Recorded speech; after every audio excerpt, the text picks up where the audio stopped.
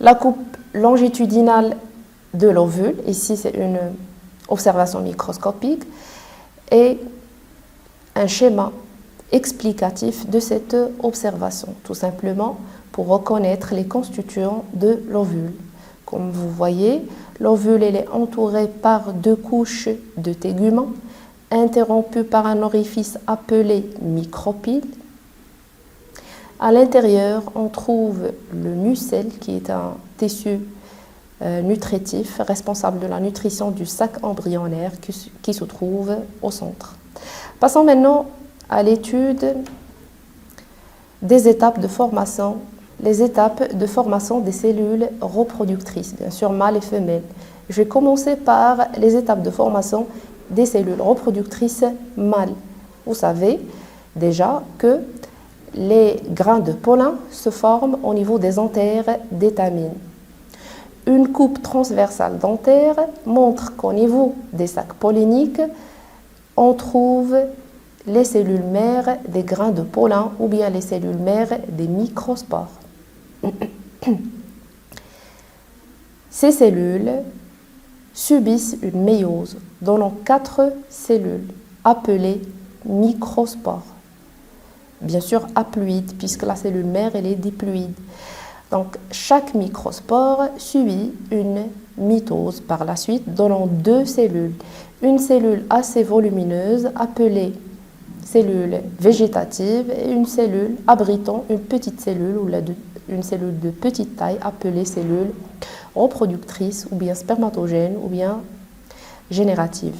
Donc le grain de pollen est formé essentiellement de 2 cellules, la cellule végétative et la cellule reproductrice. Passons maintenant aux étapes de la formation des ovules. Donc vous savez déjà que les ovules se forment au niveau de l'ovaire. Donc l'ovule jeune comporte une cellule mère, la cellule mère des mégaspores. Cette cellule elle est diploïde. Elle subit une méiose donnant 4 mégaspores. 3 mégaspores dégénèrent et une mégaspore reste vivante.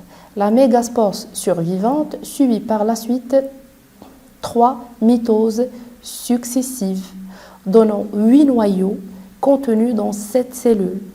Ces cellules sont les antipodes, donc 3 antipodes, 1, 2, 3. 2 synergides. Entre les 2 synergides, on trouve l'oosphère qui se trouve au centre, tout simplement, et 2 noyaux polaires contenus dans la cellule centrale. C'est le sac embryonnaire. Pour plus de clarté, ici on a une coupe transversale du grain de pollen. Vous voyez, il est constitué d'une cellule volumineuse qui est la végétative, c'est le noyau de la cellule végétative, abritant une petite cellule qui est la cellule générative. Ces 2 cellules sont entourées par l'intine et vers l'extérieur par l'exine. Bien. Passons maintenant à la structure, bien l'étude de la structure du sac embryonnaire. Comme j'ai déjà dit, le sac embryonnaire est formé de 7 cellules contenant 8 noyaux. Comment ça? Donc 3 antipodes, 1, 2, 3, 2 synergides et l'oosphère qui se trouve au centre, bien sûr, près du pôle micropillaire, et 2 noyaux polaires contenus dans la cellule centrale. C'est bien le sac embryonnaire. Les détails des explications, vous allez les trouver, bien sûr, dans les textes proposés. Maintenant, on va parler de la pollinisation et la germination du grain de pollen. C'est quoi la pollinisation? La pollinisation, tout simplement, c'est le transport des grains de pollen, des anthères, bien sûr, d'étamine, qui sont ou bien qui forment l'organe reproducteur mâle, et leur dépôt sur le stigmate du pestil, bien sûr, qui est l'organe reproducteur femelle. Je reprends. La pollinisation, tout simplement, c'est le transport des grains de pollen, des anthères, et leur dépôt sur le stigmate du pestil. On peut distinguer plusieurs types de pollinisation. La pollinisation peut être directe ou autopollinisation. lorsque, eh bien, je vais revenir au premier document. Elle est directe quand les grains de pollen de la même fleur, ils vont se déposer sur le stigmate de la même fleur. Ou elle est dite indirecte ou bien entrecroisée quand les grains de pollen des anthères d'une fleur, ils vont être portés par le vent ou bien les insectes et déposés sur le stigmate d'une autre fleur mais de la même espèce. C'est la pollinisation entrecroisée. Donc on distingue plusieurs agents pollinisateurs comme les animaux, c'est la zoogamie, donc les animaux comme les bourdons, les abeilles, ou bien le vent, c'est l'anémogamie, ou bien l'eau, c'est l'hydrogamie, etc. La germination des grains de pollen. Donc ici c'est une expérience simple de Molich. Donc on dépose des grains de pollen dans une boîte de pétri contenant un milieu favorable à la germination de ces grains de pollen. Les résultats après 2 jours, vous voyez, il y a germination des grains de pollen et cette germination elle est manifestée par la croissance d'un tube pollinique, mais cette croissance elle est désorientée ou bien aléatoire. Dans une autre boîte de pétri contenant les mêmes conditions favorables, on va déposer cette fois des grains de pollen, mais on va y ajouter ou bien on va déposer aussi un fragment du pistil qui est le stigmate. Vous voyez ici, il y a une germination des grains de pollen et cette germination elle est orientée vers le stigmate. Bien, vous voyez, c'est un grain de pollen. Et c'est le tube pollinique. Donc le grain de pollen a germé en donnant un tube pollinique. Vous voyez à l'intérieur du tube pollinique, il y a c'est la cellule végétative, reproductrice, et c'est la cellule végétative. Donc vous voyez ici, c'est une observation microscopique, elle est bien claire par rapport à la précédente. Vous voyez ici le grain de pollen et le tube pollinique en croissance à partir du grain de pollen. Ici, on a des noyaux. Donc, la première cellule qui s'engage dans le tube pollinique, c'est la cellule, bien sûr, végétative, suivie de la cellule reproductrice. Aussi, ici, on a un stigmate et un fragment du style, vous voyez. Après leur dépôt, les grains de pollen germent et les tubes polliniques traversent le stigmate et s'allonge à travers le style pour arriver, bien sûr, à l'ovule.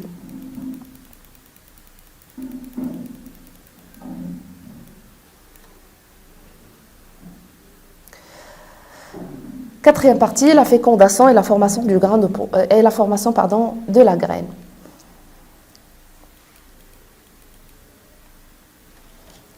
Comment se fait la fécondation et qu'arrive-t-il à l'ovule après la fécondation? Je vais passer premièrement à la fécondation. Ce document présente les étapes de la fécondation. Vous voyez ici, après leur dépôt, les grains de pollen germent. Cette germination elle est manifestée par la croissance d'un tube pollinique. J'ai déjà dit que la première cellule qui s'engage dans le tube pollinique, c'est la cellule végétative, suivie par la cellule reproductrice qui subit une mitose, bien sûr une division, donnant 2 cellules appelées spermatozoïdes. C'est les 2 spermatozoïdes. Le tube pollinique continue sa croissance à travers le style jusqu'au micropyle de l'ovule. Vous voyez ici, jusqu'au micropyle. Sa croissance, elle va continuer jusqu'au, bien sûr, micropyle pour, bien sûr, libérer les 2 spermatozoïdes. L'un des 2 spermatozoïdes, ou bien un spermatozoïde, il va s'unir avec l'oosphère, donnant un zygote qui va se développer par la suite en un embryon. Par contre, l'autre spermatozoïde, il va s'unir avec les 2 noyaux polaires de la cellule centrale, donnant l'albumène, qui est un tissu nutritif et responsable de la nutrition de l'embryon, bien sûr. L'embryon et l'albumène forment la graine. Donc l'ovule, après fécondation, se transforme en une graine. On parle d'une double fécondation. Pourquoi double fécondation? Tout simplement, on a fécondation de deux cellules. L'osphère, après fécondation, se développe, donne le zygote qui va se développer en embryon, et la fécondation de la cellule centrale qui va donner l'albumène ou bien le tissu nutritif de l'embryon. En ce moment, l'ovule se transforme en une graine. Bien, la graine. Après fécondation double ou bien double fécondation, l'ovule devient une graine. L'ovaire, quant à lui, devient un fruit contenant là ou les graines. La graine accumule les protéines, les huiles, etc. Voilà pourquoi les graines constituent des réserves de nutriments si importantes.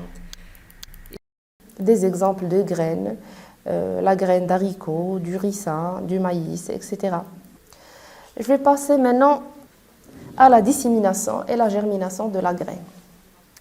Donc les graines, une fois formées, ils vont être disséminées ou bien dispersées dans le milieu pour bien sûr assurer la pérennité de l'espèce. Bien sûr, elles vont être disséminées dans le milieu, les graines tombent dans le sol. Par la suite, si les conditions sont favorables, ils vont germer et donner de nouvelles plantules. Donc, comment les plantes à graines s'installent-elles dans un nouveau milieu et comment se fait la germination?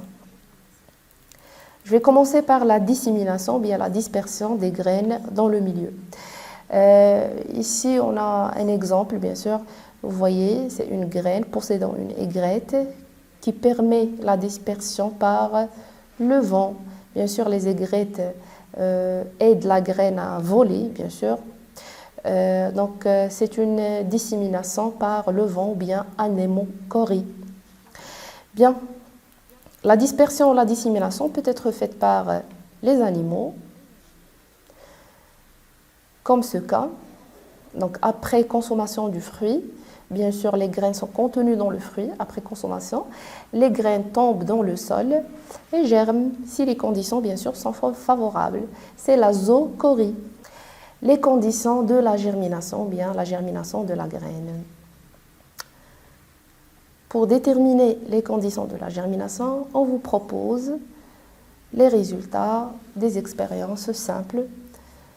Bien, vous voyez ici, on dépose des graines dans une boîte de pétri à une température de 20 degrés, mais en absence de l'eau.